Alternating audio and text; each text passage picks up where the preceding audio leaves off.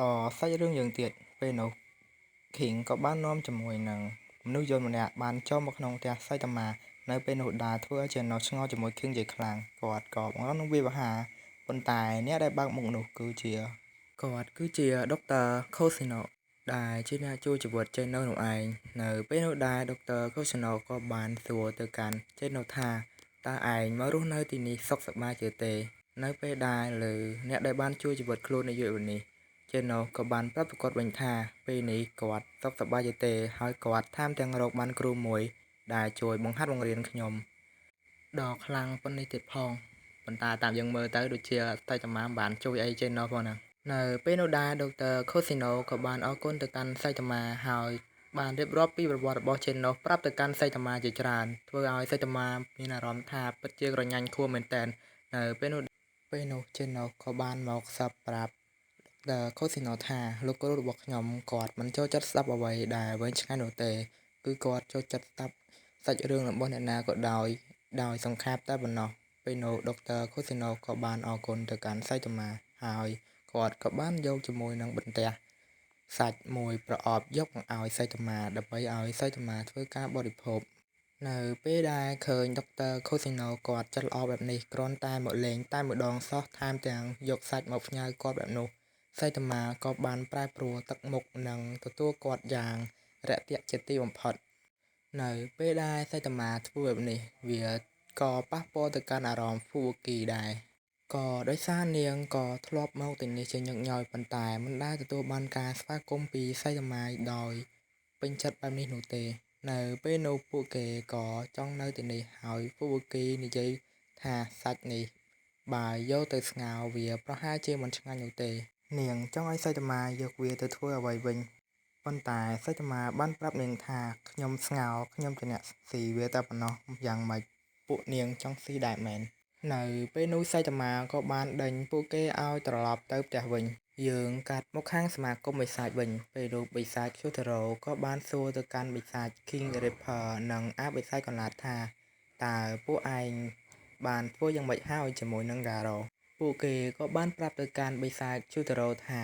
Garo នេះមិនសមជាសមាគមបិសាចនោះទេពីព្រោះពួកគេគ្រាន់តែចូលទៅសួរនាំគេប៉ុណ្ណោះគេបែរជាបើកការវាយប្រហារមកកាន់ពួកគេទាំងពីរនាក់វិញនៅពេលដែលឮអាបិសាចពាក្យនេះប្រាប់ទៅកាន់បិសាច Kyotaro បែបនេះហើយបិសាច Kyotaro បែរជាមិនជឿពួកវានោះទេហើយក៏បានឲ្យពួកវានិយាយការពិតប្រាប់មកកាន់គាត់ដោយឮមេបិសាច Kyotaro និយាយបែបនេះវាក៏បានប្រាប់តាមត្រង់ទៅកាន់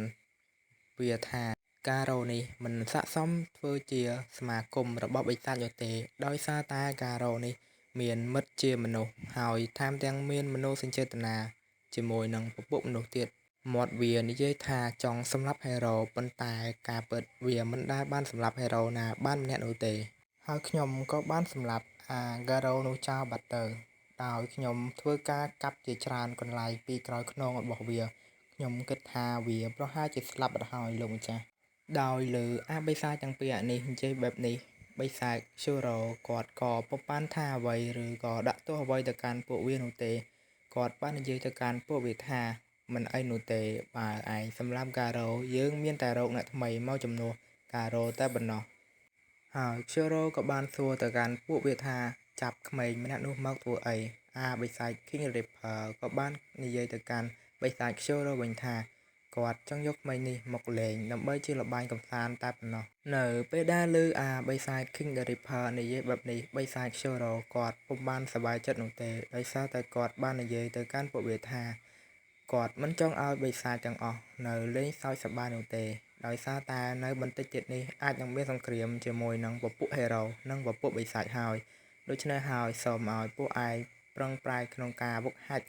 វិជាគុណឲ្យកាន់តែខ្លាំងនិងមានសមត្ថភាពខ្លាំងក្លាខ្លាំងជាងពពួកហេរ៉ូទៅទៀតដើម្បីធ្វើសង្គ្រាមជាមួយនឹងពួកគេនៅជាក់ស្ដែងនេះពួកយើងមានជាមួយនឹងបិសាចដែលមានកម្លាំងនិងថាមពលដ៏ខ្លាំងក្លាជាច្រើនក៏ប៉ុន្តែពួកយើងក៏មិនអាចមើលងាយជាមួយនឹងពពួកហេរ៉ូបានដែរដោយសារតែពពួកហេរ៉ូក៏មានជាមួយនឹងសមត្ថភាពដ៏អស្ចារ្យយើងកាត់មកមើលជាមួយនឹងនិនចាទាំងពីរនេះវិញវាកំពុងតែវឹកហាត់វិជាគុណដើម្បីត្រៀមប្រយុទ្ធជាមួយនឹងពពួកហេរ៉ូតាមសមត្ថភាពរបស់ពួកវា សម្បត្តិត្រឹម Hero Rank S ក៏មិនមែនជាដៃគូរបស់ពួកវាដែរដោយពួកវាទាំងពីរនេះពិតជាខ្លាំងហើយថែមទាំងមានសមត្ថភាពនិងមានប្រាជ្ញាអស្ចារ្យទៀតផង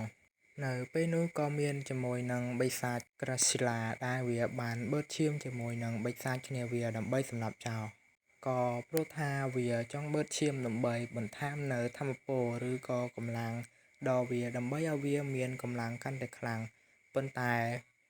ក៏មានជាមួយនឹងពពួកបិសាចជាច្រើនបានតវ៉ាដោយសារតែការធ្វើបែបនេះគឺខុសច្បាប់បិសាចយើងកាត់មកមើលជាមួយនឹងបិសាចឆ្មាវិញពេលនេះវាបានទៅដោះលែងអ្នកទោសហើយបានបំលែងពួកវាឲ្យក្លាយទៅជាពពួកបិសាចហើយពួកអ្នកទោសទាំងនោះពិតជាសប្បាយចិត្តខ្លាំងណាស់ពួកវារងចាំតែថ្ងៃសងសឹកជាមួយនឹង Hero Rank S ឈ្មោះថា Puring ដែលបានចាប់វាយកមកឃុំបែបនេះនៅពេលនោះដែរបិសាច King Reaper ក៏បាននាំក្មេងប្រុស Thario យកទៅឃុំឃាំងហើយក៏បានជួបជាមួយនឹងបិសាច G5 វាក៏សួរទៅកាន់បិសាច G5 ថាតើឯងបានស្រមមុខនេះមកពីណាបិសាច G5 ក៏បានប្រាប់ទៅកាន់បិសាច King Reaper ថា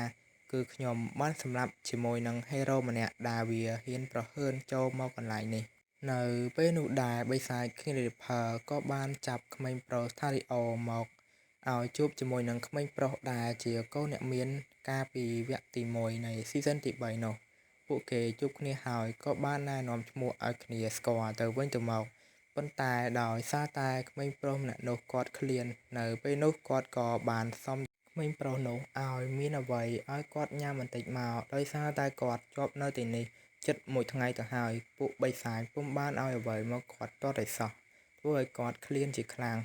ហើយកូនអ្នកមាននោះក៏បានឲ្យក្មេងប្រុស Thario បើឯងព្រមធ្វើជាកូនចៅរបស់យើងនឹងជួយឯងឲ្យរួចផុតពី